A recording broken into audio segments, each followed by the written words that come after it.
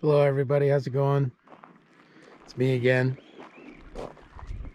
So I've been out of the picture for quite some time because unfortunately I got rid of the ZR2 quite a few months ago.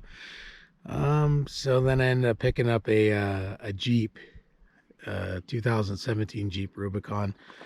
Here we are, and finally displaying it.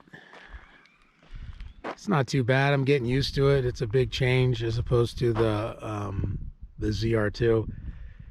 It's a totally different concept, but whatever. It is what it is. It's something new. We're out here in the middle of Mendocino National Forest. Finally taking this thing out. I've taken it out a few times, but I decided to take it out today.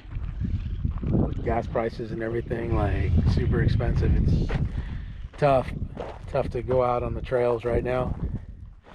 But here we are,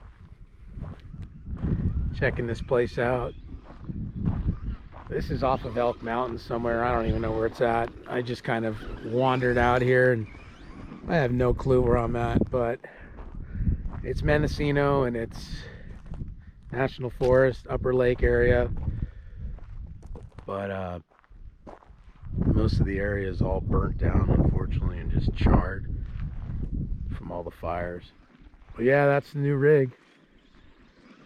Just picked it up a little while ago, like a month and a half ago. I haven't really been able to take it out too much, just haven't had time. But it's 2000, like I said earlier, it's 2017 Jeep Unlimited Rubicon. It had low miles, that's why I picked it up, and it's all stock, so nothing's been altered or changed. But it's different. I like it, but sometimes it's a little different than the ZR2. I'm just more accustomed to that, I think. But like I said, I'm slowly adjusting and getting used to everything. It'll take some time. But yeah, it does okay on the trail. It could climb, and it's definitely good for like crawling and slow activities, I guess. But like that's kind of why I had a tough time getting rid of the ZR2, because the ZR2 was so amazing for high speed stuff, which I like, I think, more than I do crawling. But I'm getting, like I said, I'm getting used to it, familiarizing myself with it, and then eventually I'll start doing some modifications, some basic stuff. Definitely need to lift it. I took it out to Death Valley when I first got it, and I ended up, I hit the skid plates a bunch of times. So I mean, obviously it needs to be raised and at least 3.5 inches at some point. But it'd be nice to throw a set of 35s on there, and have it all set up for my expectations. But it's nice, definitely a decent alternative, but yet I'm still adjusting to it and getting used to it. But it gets me into the places and locations I want to go to, so I'm not going to complain too much. But yeah, check this out. This is the area that I'm at. I'm around Pillsbury, or close to Lake Pillsbury. But I think if I continue on the road that I'm on, I'll end up at Barrett Creek. I've been out here a few times with the Colorados and stuff like that, but this is the first time I've ever taken this truck out here. Yeah, you can see the wildlife devastation, unfortunately. Just everything getting burned by all the fires, the recent fires.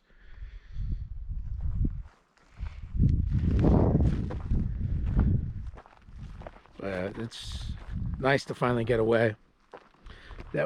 That was one of my biggest issues that I had, was being stuck in the city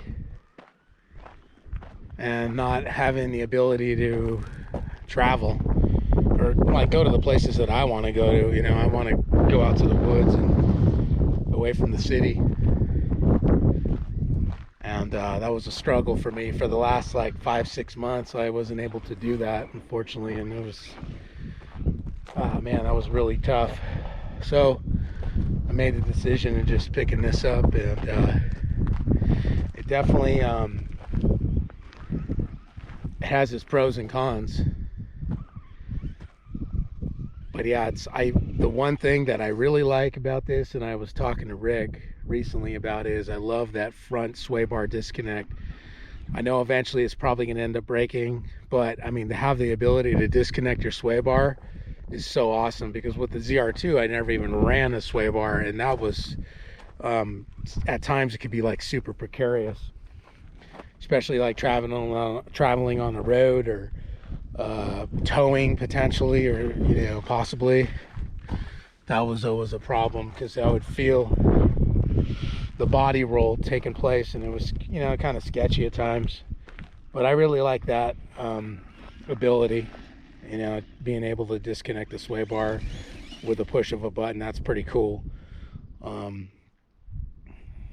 Everything else is the fact that it's a shorter wheelbase is awesome. But other than that, it's like I said, I'm still getting used to it, but it'll take some time, and I appreciate what it does. Though, for a stock vehicle, it's definitely capable. But for high-speed stuff, it's just incomparable. You can't even compare the two. The ZR2 used to soak up a lot of the whoops, and then also the bumps in the road and everything. It was pretty good at absorbing the rough terrain. This, on the other hand, I have to go slow through everything, because you really feel it, especially with the solid axles and stuff. But yeah, there it is. New truck, new rig. So, all right, I'm signing out. I'll maybe photograph some more trails as I'm going, but that's all I wanted to do, is capture some of that, or the area that I'm at, and then also talk about the new vehicle that I picked up. Right on. Okay, I'll see you later.